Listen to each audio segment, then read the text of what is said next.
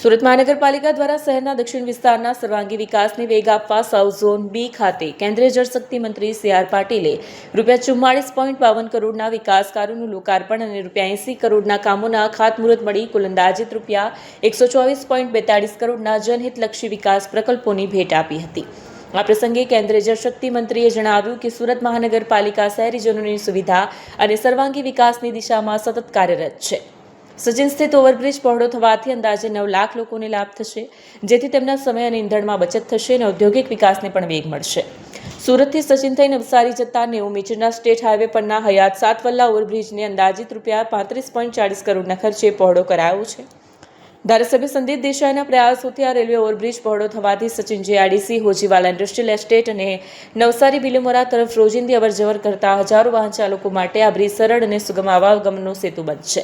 અંદાજે 9 લાખ લોકો વાહન ચાલકોને ટ્રાફિકની સમસ્યામાંથી પણ મુક્તિ મળશે। નમસ્કાર।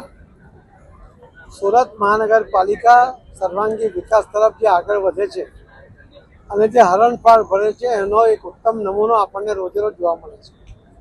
આજે પણ ઉધના પાસેનો એક ઓવરબ્રિજ એનું આજે ખાતમુહૂર્ત કરવામાં આવ્યું અને સચિનના બ્રિજ જ્યાં ટ્રાફિક જામની સમસ્યા હતી એ સમસ્યાને હલ કરતો એક નવો બ્રિજ આજે ખુલ્લો મૂકવામાં આવ્યો છે અને એના કારણે ટ્રાફિક જામની સમસ્યામાંથી સચિનની આગળ જતા લોકો કે સુરતથી આવતા લોકો તમામને ખૂબ મોટી સુવિધા એમાંથી ઉપલબ્ધ થઈ છે। સાથે સાથે 2 આરોગ્ય કેન્દ્ર અને એક તળાવનું કામ પણ આજે જ્યારે વિશ્વ જળ દિવસ છે ત્યારે એક તળાવનું પણ લોકાર્પણ થાય એ પણ ખૂબ આનંદની વાત છે।